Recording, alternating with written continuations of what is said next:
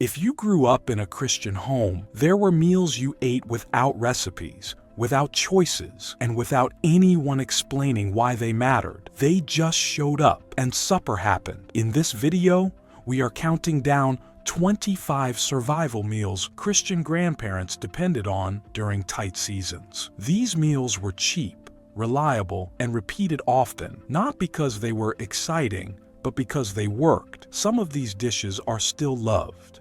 Some are nearly forgotten. A few sound strange until you understand why they existed at all. This is not about recipes.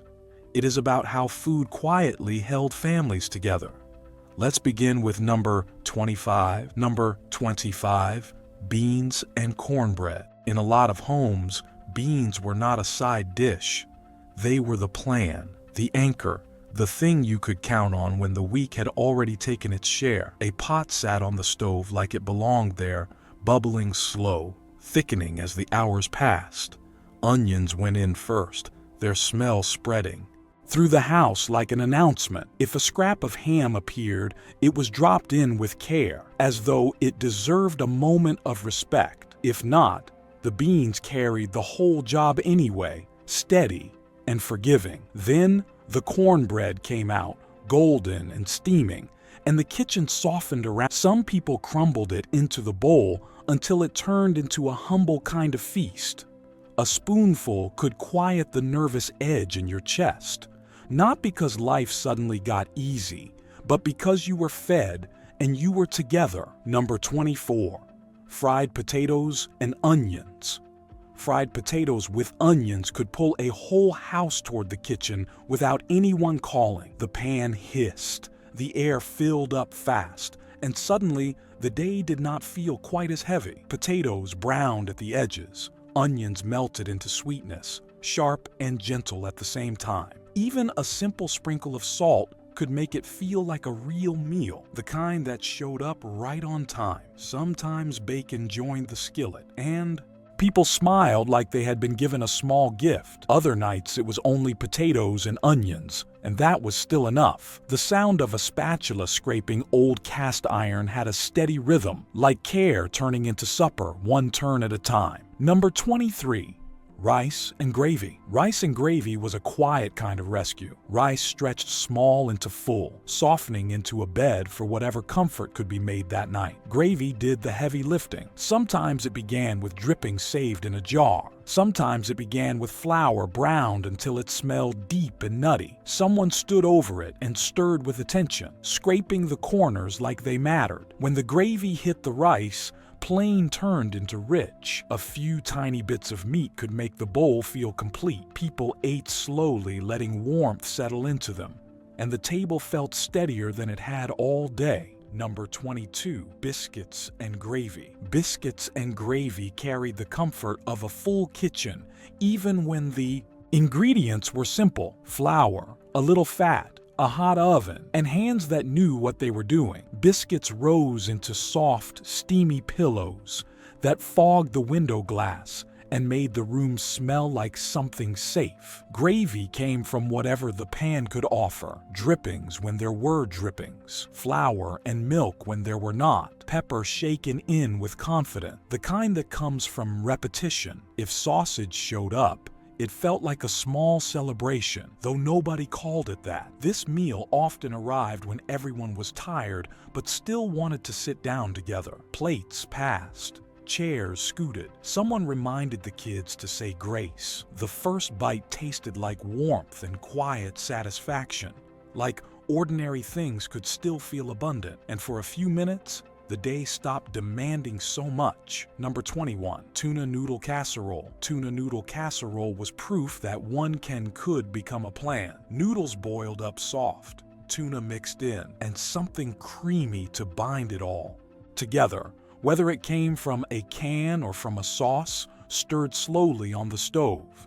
Then came the topping, crushed crackers or crumbs, a browned blanket that made the dish feel finished. When the casserole came out of the oven, the smell filled the house with salt and warmth, the kind that made people wander into the kitchen and ask how long until it was ready. Kids either loved it or claimed they did not. even while taking seconds. Adults looked relieved because it fed everyone without costing much, and it stayed good the next day, which mattered when time and money were both thin. And it was not only family food. A dish like this traveled. It showed up at sickbeds, at mourning houses, at church kitchens, carried in two hands like care made visible. Number 20, pancakes for dinner. Pancakes for dinner felt like a small kindness slipped into an ordinary night. Batter stirred fast, skillet warming. The first pancake coming out, uneven the way it always did.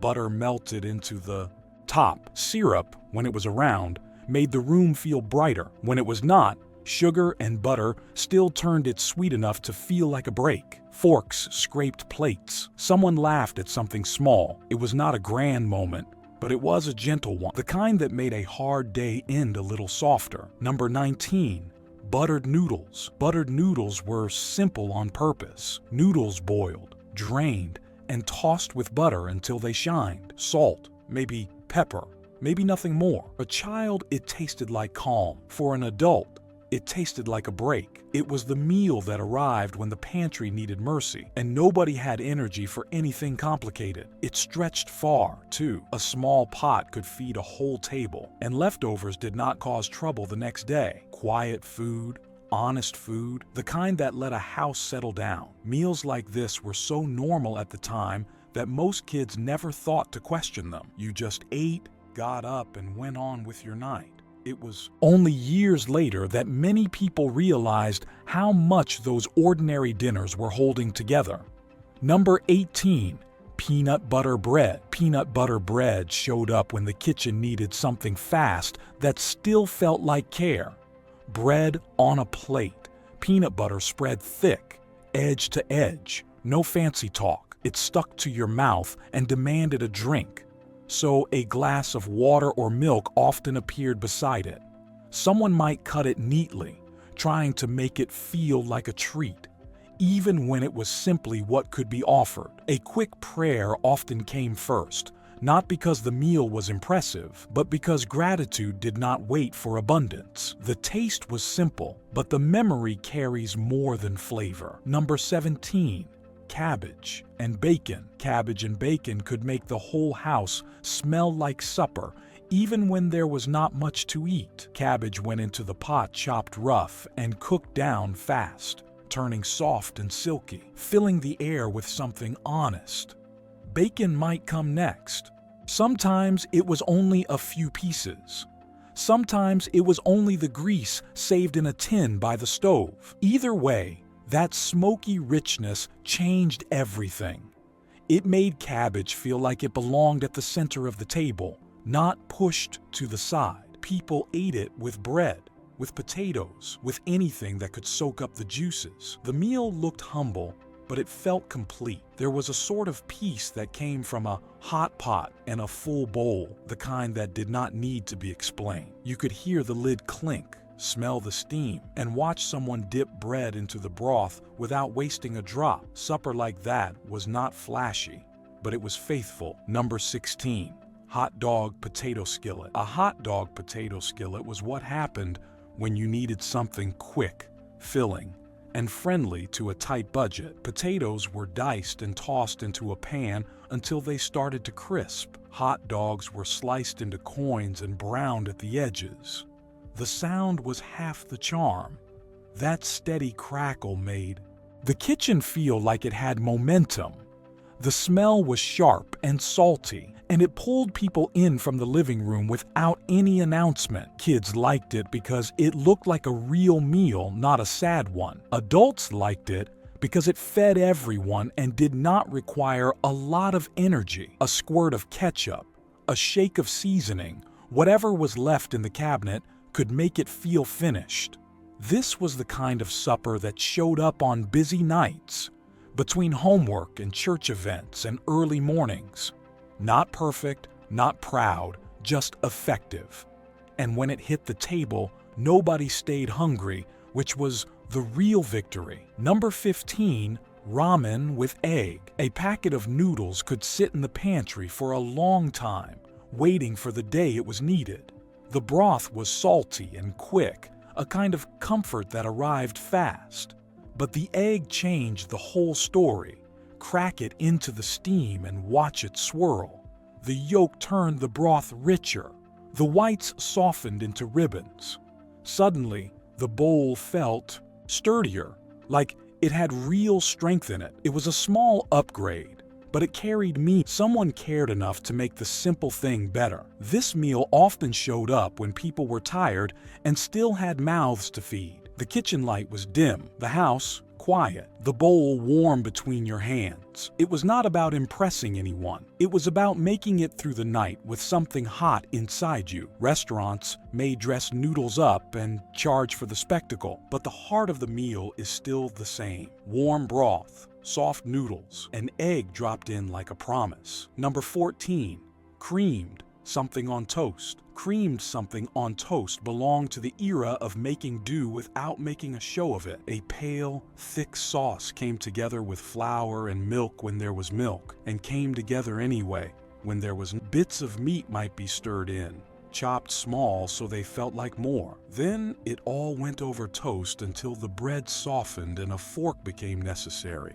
Some people loved it. Some people endured it. Everyone got fed. It was warm, peppery, steady, a meal that did not pretend to be anything else, and somehow that honesty made it memorable. Number 13, cornmeal mush. Cornmeal mush asked for very little and still managed to feel like supper. Cornmeal and water cooked slowly until thick, turning into a golden mound that could be eaten warm or cooled and sliced. Fried slices were the version kids hoped for, crisp at the edges, soft in the middle. Syrup made it feel special. When syrup did not show up, butter and salt still carried it. The texture stayed with you, smooth or gritty, depending on who stirred the pot and how patient they were. Steam in the kitchen, spoon scraping the bottom, simple food doing its quiet work. Number 12, milk toast. Milk toast sounds like something you would only eat when options ran out. Yet, for many households, it was oddly soothing. Bread toasted or warmed, broken into pieces, then covered with warm milk until the edges softened and the center held. Sometimes sugar was sprinkled on top, sometimes only a pinch of salt. It was not loud food. It did not fill the house with a dramatic smell. It was gentle, like a meal made for tired evenings and quiet stomachs. It appeared in sick rooms and on nights when the house needed to settle down. A bowl placed carefully on the table, a spoon set beside it, a soft reminder not to rush. The warmth moved slowly through you, and it felt like being cared for without a lot of words. Comfort is often described as something rich and heavy. Milk toast was comfort in a softer key. It did not try to impress. It tried to soothe, and sometimes that was exactly what people needed. Number 11, garden greens and vinegar. Sometimes the cheapest supper was barely a supper by modern standards, but it still mattered. Garden greens and vinegar was sharp and fresh, served when the pantry was low but the yard still gave. Greens were washed, chopped, and dressed with vinegar. A little sugar might soften the bite. A pinch of salt might be all there was. It woke your mouth up and made you sit up straighter, like the taste itself carried a small jolt of strength. A garden was not a hobby in those homes. It was quiet insurance. When money tightened, the backyard still offered something. Hands pulled leaves. A bowl was filled. Supper arrived with sunlight still clinging to it. The vinegar was not about fancy flavor. It was about making something simple feel alive. A sharp taste can remind you that you are still here, still going, still able to make a meal out of what the day provided. And there was pride in that, even when nobody said the word out loud. Number 10, egg on anything. One egg could change the mood of a plate. It could turn rice into supper, noodles into strength, toast into something that looked complete. Eggs were not rare everywhere, but they were respected because they were useful. Crack one into a pan. The smell filled the kitchen like a promise. The edges crisped. The yolk ran golden. Suddenly, the meal looked finished, like it could hold you steady. For kids, it was comforting. For adults, it was practical. A small addition that stretched what was already there. The kind of choice that made a thin pantry feel less thin. There is a particular satisfaction in a simple upgrade. Not a big change, not a show, just a quiet improvement. Watching an egg set in a skillet, hearing the gentle sizzle, seeing the yolk shine. It felt like a bit of order returning. People talk about nourishment with complicated words now. In those kitchens, nourishment looked like one egg placed carefully on top of whatever was waiting. Number 9, soup beans with a side of quiet. Some meals were not only about filling your stomach, they were about settling the whole house. Soup beans simmered all day, and the smell stayed in the air like a blanket laid gently over everything. Someone stirred the pot. Between chores, someone checked the stove before sitting down. By the time supper came, the table did not need much conversation to feel full. There was a quiet that felt almost sacred, not empty silence, but the kind that says, the house is holding together. Grace was often spoken the same way every time, not dramatic, just the routine itself was comforting. Beans again, yes, but also warmth again, together again, safe again for one more night. The sound of spoons against bowls became its own kind of music. A chair scooted, a cup set down. A child asked for more cornbread. The house exhaled. Memory lives in those small sounds, not in grand speeches, but in a room that felt calm because supper was there doing its quiet work. Number 8, cabbage soup that fed everybody. Cabbage soup was the kind of meal that could feed a family and still leave enough for tomorrow. Cabbage cooked down, broth took on its flavor, and whatever else was available joined in without needing an invitation. Carrots when they were around, potatoes when they could be spared, beans when the pantry offered them. The soup was never exactly the same, and that was part of its strength. It adjusted to the week. It forgave what was missing. A pot of soup made a house feel cared for. It also made the kitchen feel alive. Steam rose. Lids clinked. Someone tasted the broth and added salt with a careful hand. Bread was sliced so it could be dipped into the bowl. This kind of food did not ask for perfection. It kept providing. People talk about simple living now like it is a choice. But in those houses, simplicity was often necessity, made gentle by warmth and habit. Walk into a home where cabbage soup is simmering and you can feel the welcome before anyone says a word. Number 7, church basement chili. Some of the best survival meals were not made for one family. They were made for everybody. Church basement chili appeared in big pots. When people had needs, they did not always speak out loud. The room might have folding tables and mismatched utensils, the smell of coffee lingering in the air, voices murmuring like a soft hymn. Someone poured in beans and tomatoes, maybe a little meat if it could be spared. Spices went in measured by memory, not by spoons. It was never exactly the same, because it depended on what people brought. Still, it was always warm, always generous. Eating in a room full of familiar faces made plain food feel rich.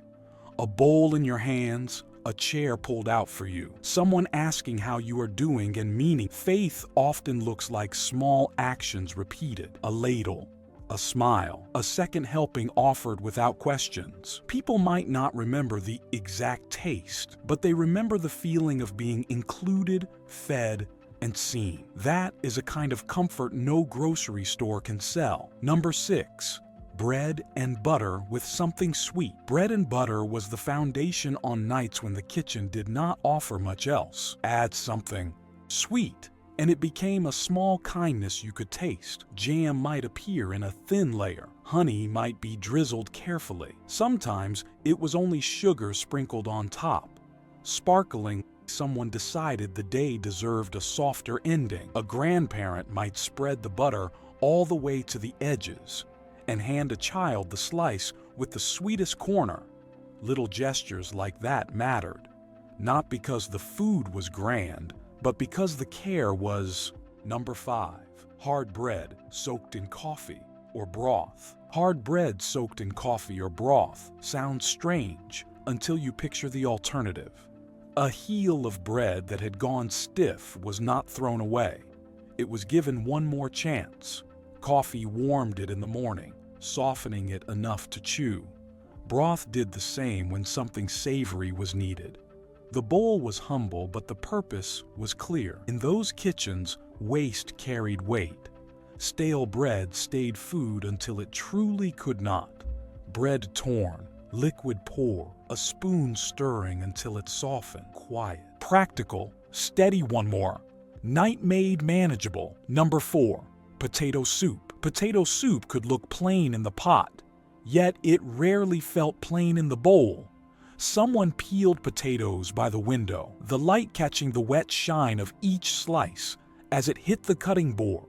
Onions went in next, and the smell alone made the room feel warmer than it was. Milk, when it was available, turned the broth pale and gentle. When it was not, the soup still worked. Salt, pepper, maybe a little grease from yesterday's pan, enough to make it taste like care. You could hear spoons tapping against bowls, a small sound that meant people were eating and not complaining. That mattered. A lesson lived inside meals like this without anyone turning it into a speech. Use what you have. Do not waste. Share what you can. A pot of potato soup often simmered slowly, as though it knew it had time. The steam fogged the air, and the kitchen smelled like simplicity made kind. Keep this one in mind, because potatoes had more than one story in those homes. Number 3.